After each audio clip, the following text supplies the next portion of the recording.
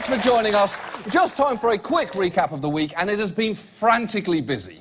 The Senate triggered the nuclear option to put Neil Gorsuch onto the Supreme Court, and therefore a lobster onto our all-dog court. Devin Nunes recused himself from the House investigation of Trump's Russia ties after he himself came under an ethics investigation. A classic Devin move. And of course, on Thursday, there was the biggest news of all. We are coming on the air right now because President Trump has just ordered a military strike on Syria. On President Trump's orders, U.S. warships launched between 50 and 60 Tomahawk cruise missiles targeting a Syrian government air base. Yes, a Syrian airfield this week was bombed by President Trump. Two words that, when placed in a sentence like that, are as downright unsettling as ham smoothie or placenta kimono. And before we get into what we did and why we did it, it is worth taking a moment to acknowledge some of the reactions to the airstrikes themselves, particularly within the media, which occasionally bordered on the orgasmic.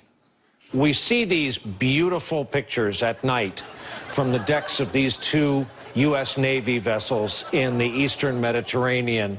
I am tempted to quote the great Leonard Cohen, "I'm guided by the beauty of our weapons." And they are beautiful pictures of fearsome armaments. What are you talking about? It is a little ironic to see Brian Williams on MSNBC talking about the beauty of our weapons, because that is not a phrase anyone would use if they had, for instance, ever been in a helicopter that was hit by ground fire. And he wasn't even done talking about whatever the fuck he was talking about.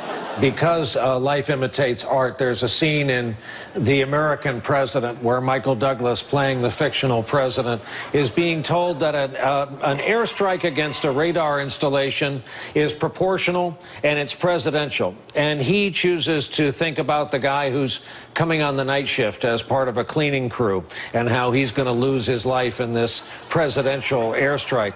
Well, the same thing happened tonight, obviously. No, it didn't. Because first, this is not a song, it's not a movie. We fired real missiles at an actual country. And also, there is nothing obvious about Trump expressing concern for another human being.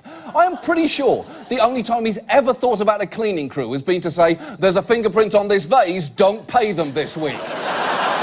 But it wasn't just the media who were excited. Some of Trump's biggest critics had praise for the strikes, with John McCain and Lindsey Graham saying Trump deserves the support of the American people, and Chuck Schumer saying it was the right thing to do. While, interestingly, some of Trump's most prominent supporters were significantly less happy, including Alex Jones, who even tried to weave a conspiracy around it. So paradoxically, Trump is really disintegrating and in my eyes, on many levels.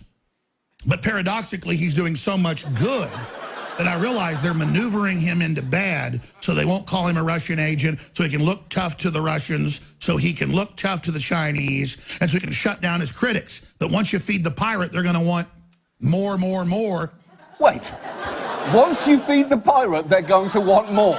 Not only is all of that crazy, that is not even a phrase. I'm against these strikes because you know what they say, if you want to skin a ferret, you better bring your dancing shoes. And I mean it. Once you start washing an alligator, paradoxically, you don't stop till it's dry. But there are some serious questions that need to be answered regarding these airstrikes, which were in retaliation against Syrian dictator Bashar al-Assad's apparent use of chemical weapons to target his own people, which is undeniably horrific. But as many have noted, when Assad did the same thing 4 years ago, Trump's response was significantly different. The attack also a startling about face for President Trump, who has repeatedly argued against military intervention in Syria. Why do we can't let ISIS and Syria fight and let Russia, they're in Syria already, let them fight ISIS? Tweeting